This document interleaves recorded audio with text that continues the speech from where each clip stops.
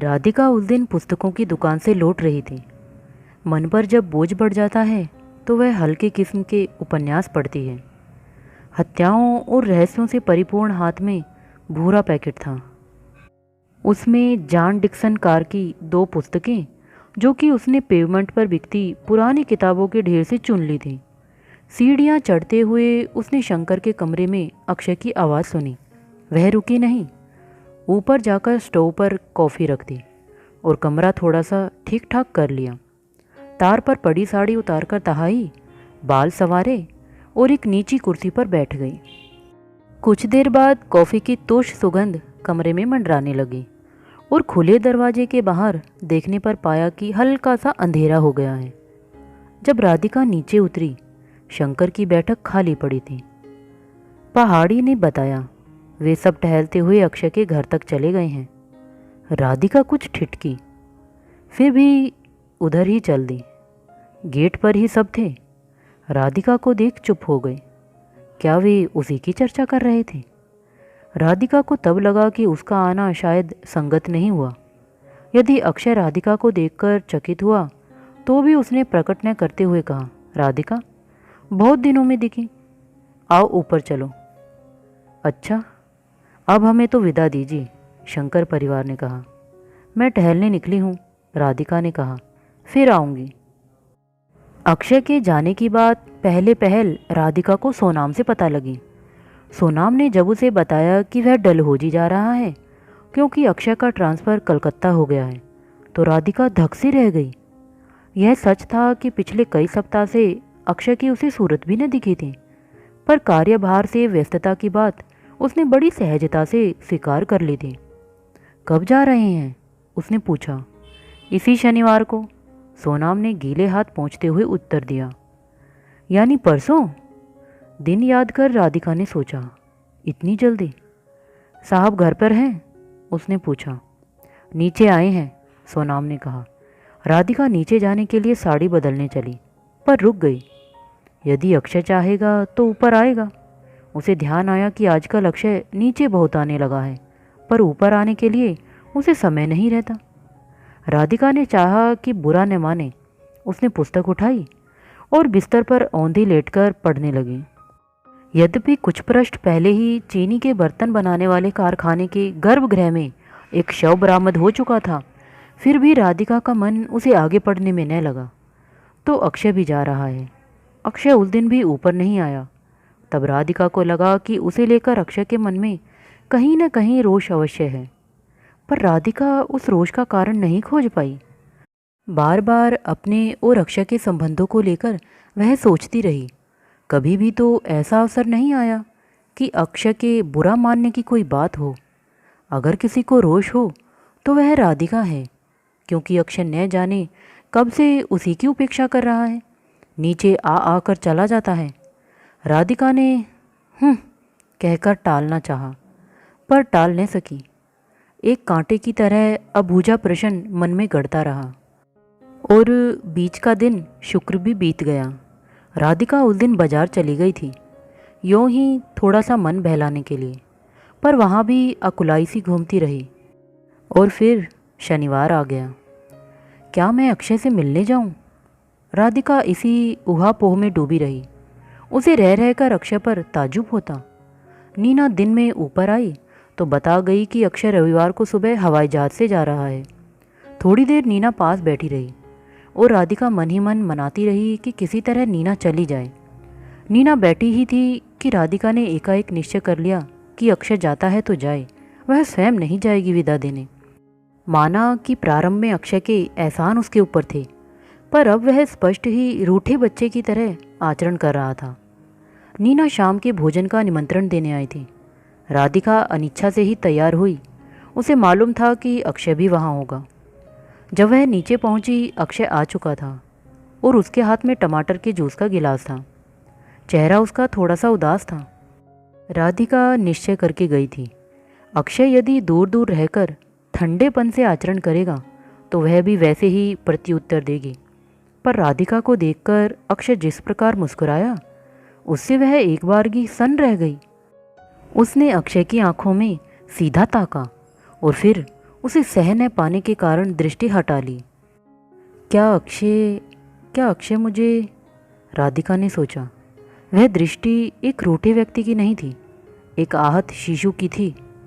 क्या मैंने अक्षय को किसी प्रकार का दुख दिया है? और फिर उत्तर अपने आप उसके मन में कौंध गया, मनीष। राधिका ने अपने में इतनी रिलीफ अनुभव की कि उसने उठकर हंसना चाहा।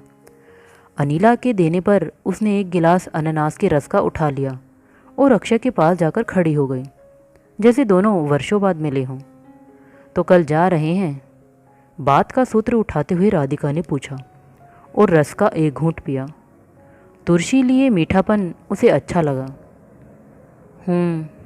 अक्षय ने कहा। देखता रहा। एकदम से ही हो गया ट्रांसफ़र? हाँ, वहाँ हेड ऑफिस में जगह मिल गई। नीना आकर अक्षय की कुर्सी के हत्थे पर बैठ गई और बोली, जाकर हमें कलकत्ते ज़रूर बुलाइएगा।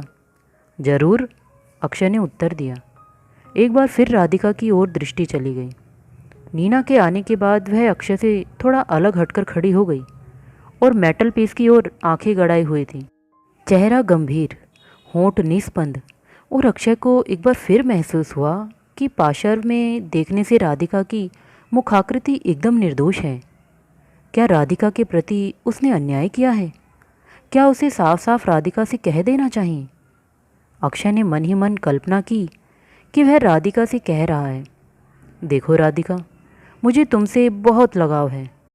पत्नी रूप में तुम्हारी कामना भी आरंभ में मेरे मन में दबी रही है, पर मैं तुम्हें पूरी तरह स्वीकार नहीं कर पाता। तुम्हारे अतीत को लेकर मेरे मन को कुछ निरंतर काटता रहता है। सच कहो राधिका, क्या मुनीश भी तुम्हारा प्रेमी?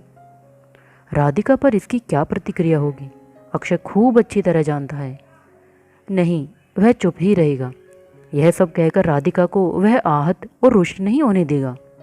यह उसका अपना बौनापन है और इसे वह स्वयं झेलेगा। फिर भी वह बिखरने क्यों लगता है? इधर जब से राधिका से दूर रहने लगा है, तब से यह और अधिक महसूस होता है कि राधिका किस प्रकार जीवन पर छा गई है। दूर जाकर उसे निकाल फेंकने में वह सफल होगा, इसमें उसे संदेह है। साथ बैठकर भोजन करने की क्रिया को अक्षय ने यंत्रवत संपन्न किया। प्रेमा बार बार उसके जाने पर दुख प्रकट कर रही थी। अनीला का चेहरा सदा की तरह लिपा पुता और भावहीन, नीना के बेमतलब की बातों की झड़ी, और राधिका एकदम चुप। कभी कभी अक्षय का मन अकुलाने लगता है कि राधिका कुछ कह क्यों नहीं रही है। फिर एक विचार ने उसे संत्रस्त कर दिया। शायद राधिका के लिए उसका जाना कुछ अहमियत नहीं रखता। तब वह कुछ क्षण राधिका को अकेले पाने के लिए छटपटा उठा। भोजन के बाद सब कुछ देर बाहर बैठे। वातावरण में तनाव सा आ गया था और अक्षय को रह रहकर लगता कि उसने अवश्य राधिका को नाराज कर दिया है। और यह बात केवल राधिका ही नहीं, बल्कि सभी अनुभव कर रहे हैं। राधिका ने ही पहले विदा मांगी। अरे, अभी से ऊपर जाकर क्या करेगी? थोड़ी देर बैठिए न, प्रेमा ने आग्रह किया। कुर्सी की पीठ के लंबे सरकंडों पर उंगलियां फिराती राधिका ने कहा, नहीं, मेरा सर दर्द करने लगा है, मैं अब जाऊंगी ही। फिर उसने अक्षय को नमस्कार किया। प्रेमा को सुस्वादु भोजन के लिए धन्यवाद दे वह ऊपर चली गई। 2-3 चक्कर उसने उद्विग्न हो छत के लगाए। हवा बंद थी और इसी वजह से बेहद उमस। तारों की फीकी फीकी रोशनी थी। उसे भी धूल का बादला सा ढकने की कोशिश कर रहा था।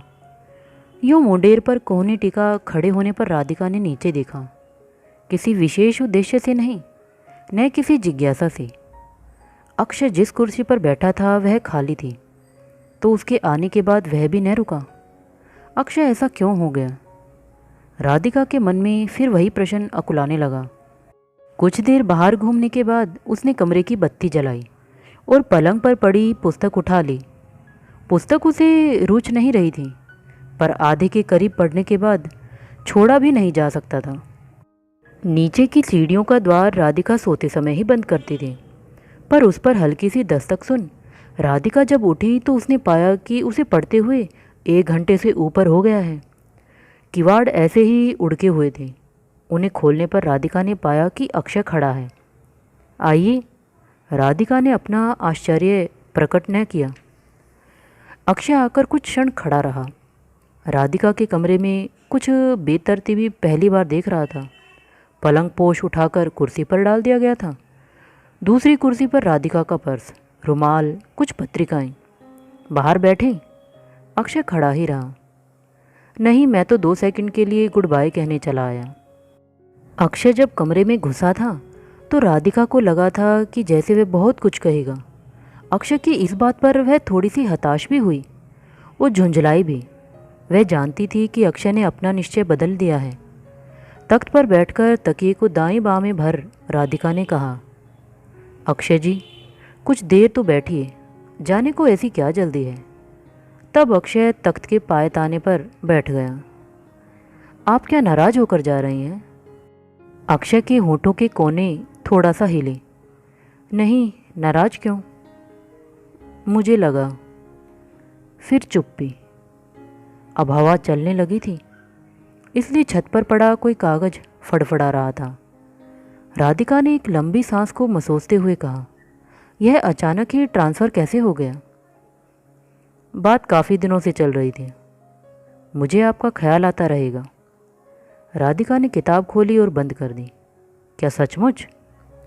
अक्षय के स्वर में जो व्यंग्य था उससे कुछ चिढ़कर राधिका ने कहा, आपको मालूम है कि मैं औपचारिक बातें नहीं करती। वैसे ही मेरे परिचितों का दायरा इतना सीमित था, और अब तो। बात उसने आधी ही छोड़ दी। उसने देखा कि अक्षय ने अचानक ही दाएं कनपट्टी के पास एक स्थान को उंगलियों से दबा लिया है। क्या सिर में दर्द हो रहा है? उसने कोमल स्वर में पूछा। हाँ, कभी कभी बहुत थक जाने पर। राधिका उठकर पानी ले आई।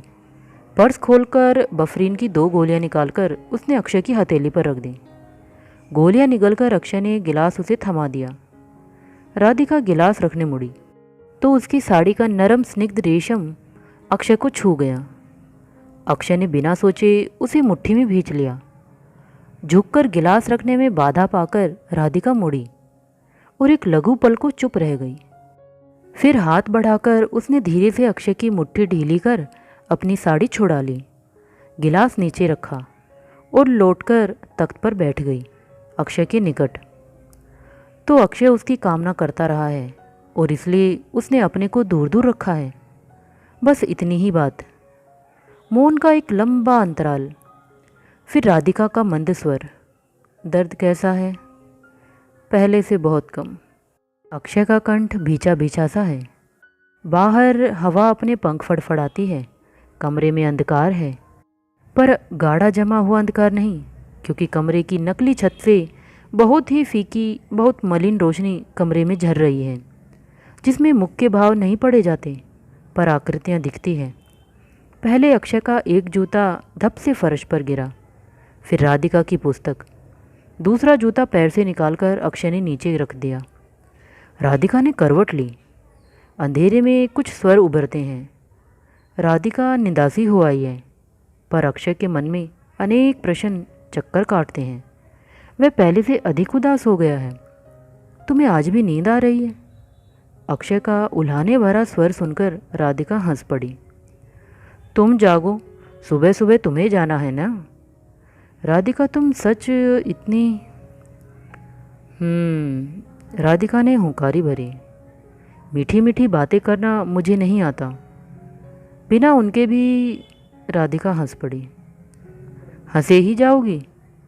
लो, बुरा मान गए? अच्छा, सुन रही हूँ, कहो क्या कहना है। अक्षय प्रश्न को ठीक से गढ़ने की चेष्टा कर रहा है। तुम अब भी कभी विगत को सोचती हो? राधिका ने साड़ी के छोर से बाहें ढक ली। अंधेरे में उसका स्वर उदास हो आया था, पर निष्कंप वाणी से उसने कहा, विगत को सोचने से क्या? तब जो मैं थी अब वह नहीं हूँ। हर समय जो भी बीतता है जीती हूँ। उसके बाद पहली सी कहाँ रहती हूँ। कल भी तुम्हारे जाने के बाद मैं। वह रुक गई। राधिका, अक्षय ने बड़े अन्योन्य भरे स्वर में कहा, तुम मेरे साथ चलोगी? मेरे साथ रहोगी? मैं तुम्हें। अक्षय की होंठों पर राधिका का हाथ आ पड़ा। मैं नहीं चाहती कि जल्दबाजी में तुम अपने को कमिट करो अक्षय, राधिका ने कहा। पूर्व में हल्का सा प्रकाश है। राधिका ने आंखें खोली, देखा अक्षय चला गया है। राधिका को इस बार खास मेहमान वाले कमरे में ठहराया गया है, वहीं जहां पापा हमेशा विद्या के साथ आकर रहा करते थे। बड़दा जब अगली बार दिल्ली आए तो राधिका को आग्रह कर साथ लिवा लाए। दिन बेहद तपने लगे थे और ऊपर के कमरे में पड़े पड़े राधिका क्रश हो गई थी। मुख भी सूख सा गया था। बड़दा कभी अधिक नहीं बोलते, पर राधिका को देख उन्हें बड़ा संतोष हुआ। राधिका के बार बार मना करने पर भी वे नहीं माने। उनकी इच्छा थी कि राधिका घर छोड़ ही दे, सामान बांध बूंद कर ले जाए। और सामान था भी क्या, लंबा चौड़ा 2 बक्से भी पूरे न भरे। पर राधिका नहीं मानी। जब साथ चलने को राजी भी हुई तो इस शर्त पर कि जब वह वापस आना चाहेगी तो उसे रोकेंगे नहीं। यहाँ मन कैसे लगता है? बड़दा ने कमरे के बीच खड़े होकर पूछा। उनका नौकर बहादुर सामान उठा रहा था और राधिका निरीक्षण कर रही थी। उसने उत्तर नहीं दिया। सबसे पहले सूरजमुखी के फूलों वाला चित्र उतरा और बांध बूंद कर एक और रख दिया गया। फिर राधिका ने छोटी चीज़ें बटोरी, हुगाचियाँ, ताम्रपात्र, की आंटी की मिनीएचर बोतल। कुछ ही देर में कमरा सोना सपाट दिखने लगा। पल्ला कमर में घोंस वह व्यस्त सी इधर से उधर जा रही थी। ऐसा लग रहा था कि अभी उसी दिन तो सोनाम की सहायता से घर सजाया था और उसी शाम अक्षय दफ्तर से सीधा आया था। अक्षय, राधिका के मन में कुछ अटकता सा है। बाहर छत पर तेज चौंधी आने वाली धूप बिखरी है। पेड़ों की फुनगियाँ स्तब्ध स्थिर हैं और उजला आकाश इधर से उधर तक फैला हुआ है। इन चमचमाते हुए दिन में उन आत्मीय क्षणों की स्मृति एक झुटलावा सी लगती है। अक्षय को गए हुए कितने दिन बीत चुके। राधिका ने प्रारंभ में उसके पत्रों की, उसके फ़ोन की उत्कट प्रतीक्षा की थी, एक ऐसी आकुलता से जिस पर उसे स्वयं ही आश्चर्य होता था। अक्षय के जाने के बाद प्रथम कुछ सप्ताहों में वह एक बड़ी मधुर सी अनुभूति में डूब गई थी। कामना उसकी मनीष ने भी की थी, पर उसे राधिका ने दूर रखा था। उसकी ओर तीव्र शारीरिक आकर्षण अनुभव करते हुए भी वह संयत रही थी। उसने अपने को बार बार याद दिलाया था कि मनीष जल्दी ही स्त्रियों से थक जाता है और डैन के बाद राधिका किसी पुरुष के लिए श्रृंखला में एक कड़ी नहीं रह जाना चाहती थी। वह तो एक छत्र सम्राज्ञी बनना चाहती थी, जैसा कि केवल अक्षय के साथ ही संभव था। अक्षय के लिए मन में आदर था और साथ में थोड़ा सा मधुर भाव। अक्षय की भद्रता से वह प्रभावित थी और इसलिए अक्षय को भी एक क्षण के लिए दुर्बल पाकर, नहीं, मैं उसके लिए लज्जित नहीं हूँ, बल्कि और उत्कंठित अक्षय के पद की प्रतीक्षा करते हुए राधिका ने बार बार अपनी भावनाओं को टटोला। वह लज्जित न थी, एक क्षण के लिए भी नहीं। पर जैसे जैसे अक्षय और उसके बीच मौन का अंतराल बढ़ता गया, राधिका को यह विचार सताने लगा कि मालूम नहीं कि अक्षय के मन में उसे लेकर क्या है, और उसके साथ थोड़ी सी व्यग्रता भी। वह अक्षय को कितना कम जानती है। जो समय साथ भी बिताया उसमें उसने कभी अक्षय का विश्लेषण करने की कोशिश नहीं की थी। ज़रूरत तो अब भी नहीं है, पर वह अंधकार और हताशा के गर्त में क्यों डूबती जा रही है? राधिका ठीक से रहे, इसकी व्यवस्था बड़दा के स्वयं की शान शौकत बढ़ाने से भाभी के तेवर कुछ और ऊंचे हो गए थे। पर राधिका का उन्होंने स्वागत किया। राधिका को इस पर आश्चर्य हुआ, पर भाभी के मन की अस्थिरता वह अच्छी तरह जानती थी।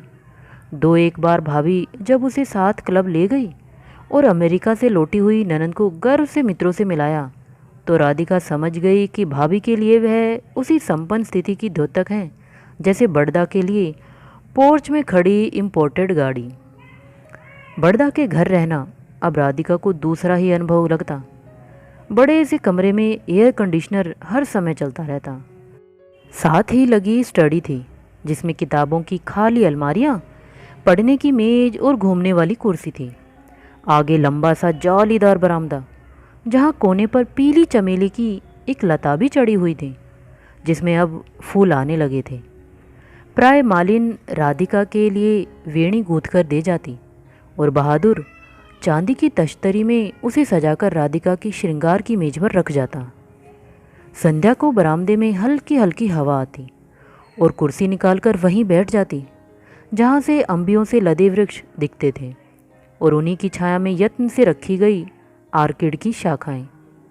बड़दा को फूलों का शौक हमेशा से था और अब भी कोई आर्किड फूल फूलता तो वह राधिका के जालीदार बरामदे में टांग दिया जाता। बड़दा का व्यवसाय खूब चल रहा था। कानपुर की मीलें, पूर्वी उत्तर प्रदेश में शक्कर की फैक्ट्रियाँ, नगर में 2 सिनेमाघर और भी न जाने क्या क्या। भाभी के कान के 18 हीरे हर समय दब दब करते। राधिका को उस वैभव के बीच भी जब तब अस्पष्ट विचार दंश देते और एक अजीब सी व्याकुलता घेरे रहती। घर में भी न कोई बात करने को था न कोई साथ था। भाभी सुबह ही बिजली से शरीर मालिश करवाने ब्यूटी सैलून चली जाती। वीणा और विवेक स्कूल। नाश्ते की मेज पर खाद्य पदार्थों का अंबार लगा रहता। बड़दा सभी कुछ उसकी ओर सरकाते जाते। तुम तो दिन पर दिन दुबली होती जा रही हो, एक दिन बड़दा ने कहा। अखबार मोड़कर अलग रख दिया और गौर से उसकी ओर देखने लगे। नहीं तो रस वगैरह लेती हो या नहीं? लेती हूँ, राधिका धीरे से हंसी। रविवार होने के कारण नाश्ते की मेज पर बच्चे भी थे, भाभी भी। आंटी सारे दिन तो लेटी लेटी छत की ओर ताका करती हैं, वीणा ने कहा। और सारे दिन करूं भी तो क्या? राधिका को बातचीत का अपने ऊपर केंद्र हो जाना अच्छा नहीं लगा। भाई, इन्हें हमारा घर रास नहीं आता। अभी 2 दिन रज्जू के घर रह जाए तो देखो चेहरा चमक जाए, भाभी ने कह दिया। बड़दा और राधिका दोनों ने एक साथ भाभी की ओर देखा। फिर एकदम से आ गए क्रोध को पीकर राधिका ने कहा, यह ठीक कहा भाभी, मैं आज ही रज्जू मामा के घर जा रही हूँ। जब चेहरे पर चमक आ जाएगी तब लौट आऊँगी। बड़दा ने सेब की फांके उसकी प्लेट में रख दी और कहा, अच्छी तरह से खाया पिया करो। नाश्ते की मेज से उठकर राधिका कमरे में आई। बस उतर आई न भाभी अपने स्वभाव पर। अरे उस अंग्रेजी कहावत के अनुसार कहीं तेंदुए अपने धब्बे बदल सकते हैं? और फिर रोष भरे आंसू, वह यहाँ आई ही क्यों? बड़दा तो बस समझते हैं कि फल खा लो, जूस पी लो, कभी कभार कार पर बैठकर घूम आओ, बस जीवन की यही उपलब्धियाँ हैं।